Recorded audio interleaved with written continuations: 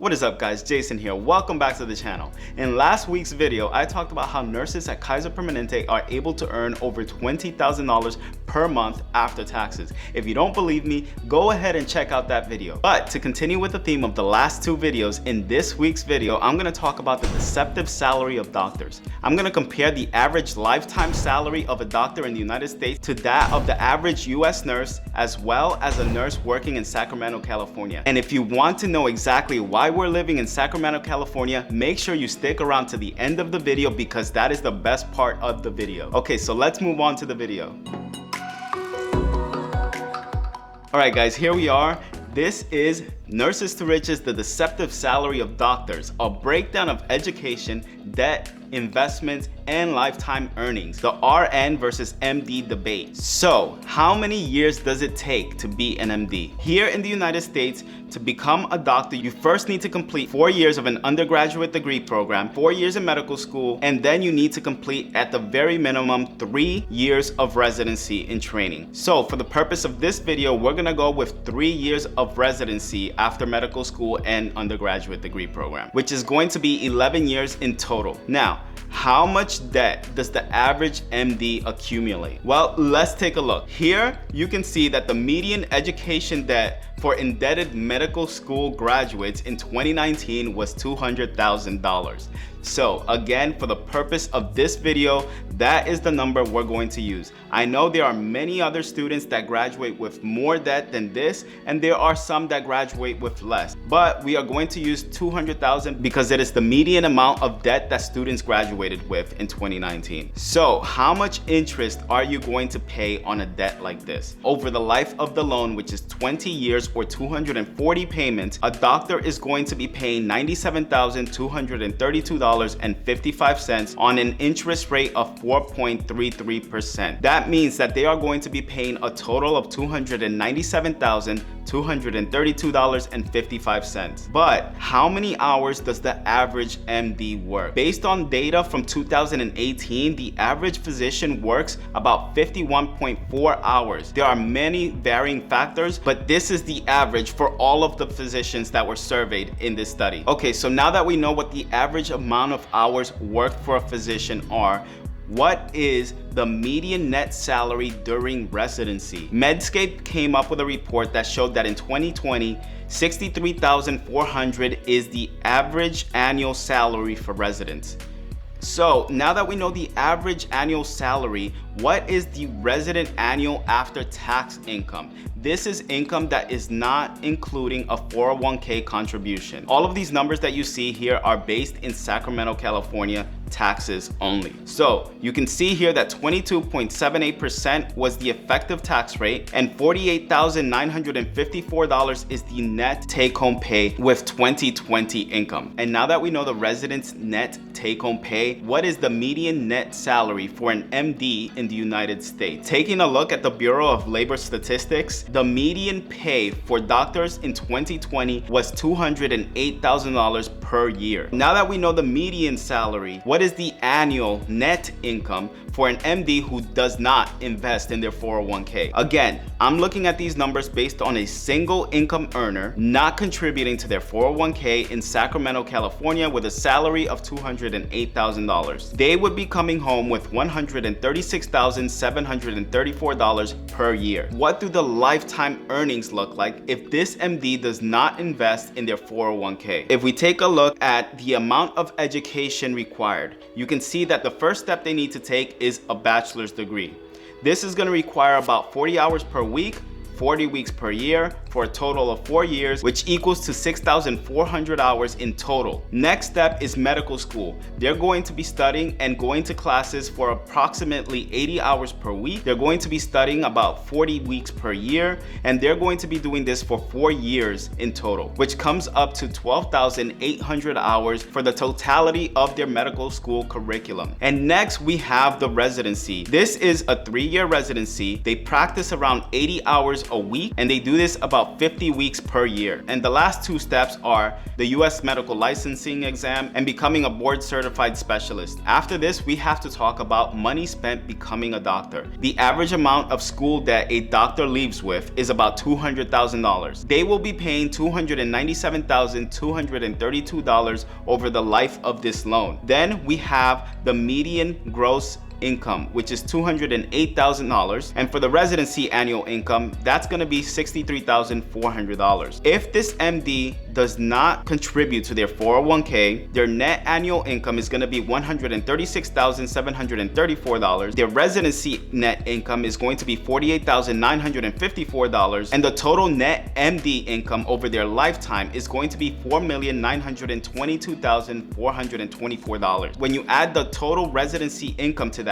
of $146,862, and then you subtract the total amount of student loans they would owe, that is going to equal $4,772,053 over their lifetime. In order to calculate the hourly rate for their lifetime, we would have to take their lifetime earnings and divide it by the lifetime hours worked. So based on what I previously said, the average MD works about 51.4 hours. They're spending about 48 weeks per year at work, and they're working about 36 years in total because they are graduating at age 29 and they're retiring at age 65. The total amount of training hours they would have completed is 24,800, which means they would have worked a total of 113,619 hours over their lifetime. If you take that number and you divide it by their lifetime net income, you would get a total of $42 per hour in lifetime adjusted hourly rate. As you can see, that number is not as high as many would have probably expected it to be, and this is with a person not even contributing to their 401k. Okay, so now that we know this, what is the annual net income for an MD who maxes out their 401k? We have $208,000 as the annual income before taxes. After taxes, this is going to be $125,287 because $19,500 of it would have been deducted for their 401k contributions. So where are we going to be putting this 401k money? I say we invest it in a total stock market index fund. Now, what is the average return of this total stock market index fund? For those of you that know about the stock market, it is about 10% per year for nearly a century. How much will the MD have invested by retirement? Looking this up, you can see that at $208,000 per year,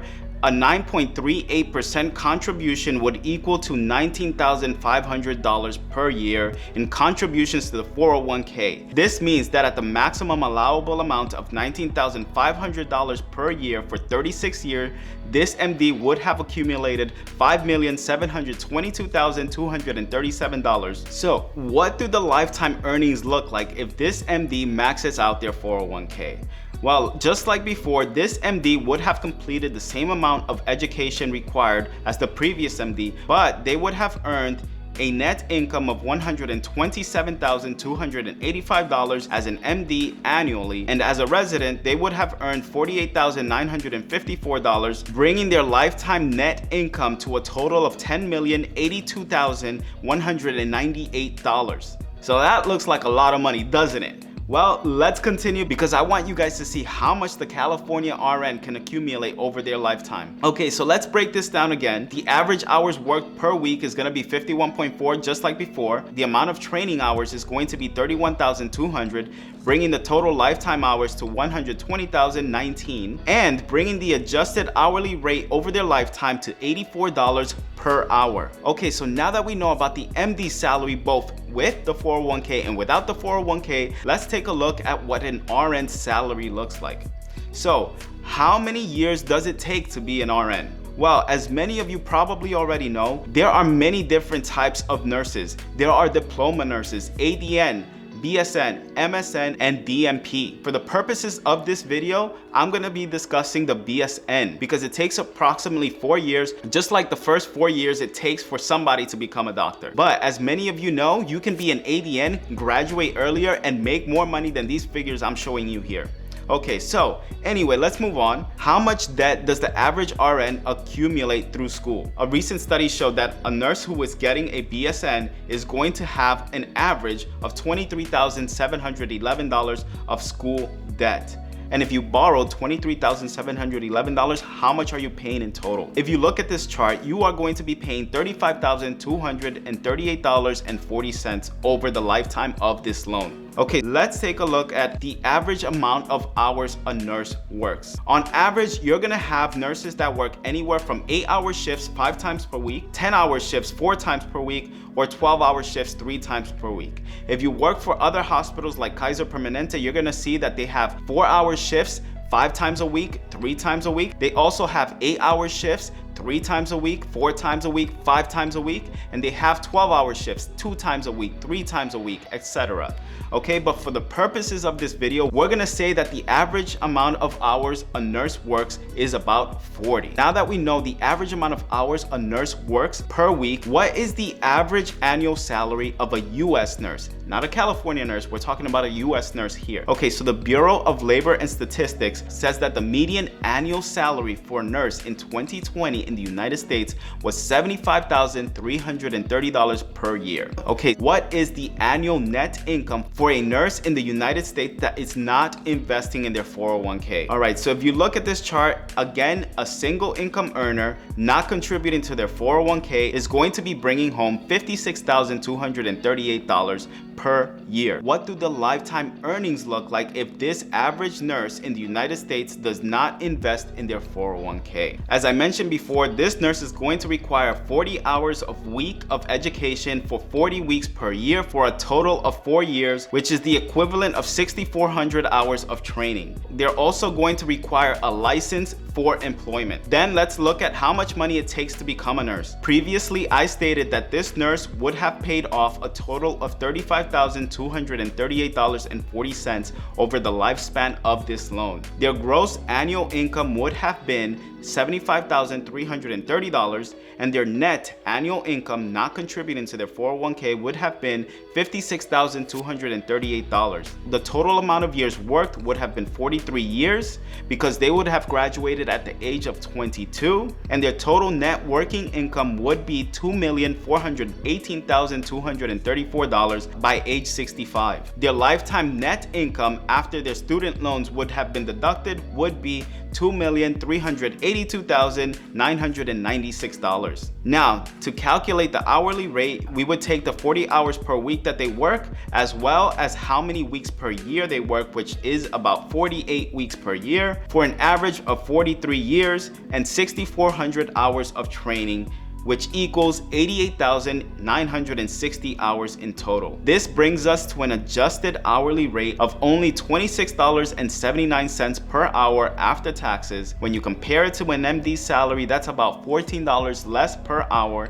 than an MD. But what is the annual net income for a nurse in the United States that maxes out their 401k? Okay, so let's look at this tax chart. The same numbers are plugged in. This is a single income earner, but now they are contributing to their 401k, maxing out at $19,500 per year for a total of 43 years. Yearly, they are going to be bringing in $42,743. Let's take a look at how much would have been invested by the age of retirement for this nurse in the United States. If you look here at $75,330, 25.89% is the equivalent of $19,500 per year. They would have accumulated $11,282,697 over 43 years. That is the beauty of compounding interest, guys, and this is why you need to start early. So, what do the lifetime earnings look like if this average nurse in the United States maxes out their 401k? Well, just like before the previous nurse, this nurse would have completed a total of 6,400 hours in training. They would have borrowed the same amount in student loans. They would be making the same gross annual income, but their net annual income would be $42,743. Their total net working income would be $1,837,949. Their contributions to their 401k would have accumulated a total of $11,282,697. And after their student loans are paid off, they would have earned a total of $13,085,408. So let's take a look at the hourly rate now. Again, you have a nurse working 40 hours a week, 48 weeks per year for a total of 43 years. Their training would have been 6,400 hours in total, and their lifetime hours worked would have been 88,960 hours. Their adjusted lifetime hourly rate would have been $147.09 per hour. As you can see here, as an RN that's making a little over 1/3 of what a doctor is making, at the end of the day, you are going to have an hourly rate that is much higher than a doctor's hourly rate is if you start maxing out your 401k from the moment you start working as a nurse. Okay, so now that we took a look at the average nurse in the US, let's take a look at what it's like to be a nurse in California, and specifically Sacramento, California, because this is where me and Monica live. I want to show you guys why we decided to move here. A nurse in Sacramento, Roseville, in the Arden Arcade area is going to be earning an average of $134,350 per year. So what do the lifetime earnings look like if this California nurse does not invest in her 401k? And as I mentioned in the previous slide, this nurse is going to be earning $134,350 per year. It's a single income earner, not contributing to their 401k. They are bringing home $91,541 per year after taxes. Okay, so now that we know this, what do the lifetime earnings look like if this California nurse does not invest in their 401k? Well, just like the previous nurse, this nurse is going to be contributing 6,400 total hours of training to get their degree. They're also going to have to complete their NCLEX, and they are going to be earning $134,350 per year before taxes are deducted, and $91,541 after taxes are deducted. They're working for 43 years from the age of 22 to 65, and they're bringing in a total net working income of $3,936,263. They're not contributing to their 401k, and after they pay off their student loans, they're going to be left with $3,901,025 in net over their lifetime. All right, so let's look at the hourly rate now. This nurse is going to be working just as many hours as the previous nurse, and is going to be coming home with a lifetime adjusted hourly rate of $43.85. As you can see, this is already more than an MD is bringing in over their lifetime when they're not contributing to their 401k. So how much will this California nurse have invested by retirement if they decide to contribute to their 401k? All right, this nurse would have contributed a total of $11,282,404 over a 43-year span. And now that we know that, what is the annual net income for a nurse that's maxing out their 401k? Well, this nurse, again, just like the previous one, is a single income earner, contributing the maximum amount allowable per year of $19,500, and they're bringing home $78,534 per year after taxes. Okay, so let's take a look now at the lifetime earnings of this nurse. Just like the previous nurse, 6,400 hours in total, but this nurse is bringing in $78,534 in net on an annual basis. They're working for 43 years, and their total net working income is going to be $3,376,962. Their total contributions to their 401k are going to be $11,282,404. After paying off their student loans, they would have a lifetime net income of $14,624,128. Their hourly rate at this point would be $164.39. As you guys can see here, this is going to be twice the hourly rate of a doctor earning $208,000 per year who is also contributing to their 401k. Okay, so make sure you guys stick around for the next couple of videos, because in next week's video, I'm going to be talking about RN versus LPN salaries. I'm also going to be talking about what it's like to live in Sacramento. I'm going to be discussing the best neighborhoods to move in, the most dangerous neighborhoods you want to stay away from, and I'll have more videos like this, so make sure you stick around to see those videos. Okay, so that's it for today, guys. I'll see you guys on the next one.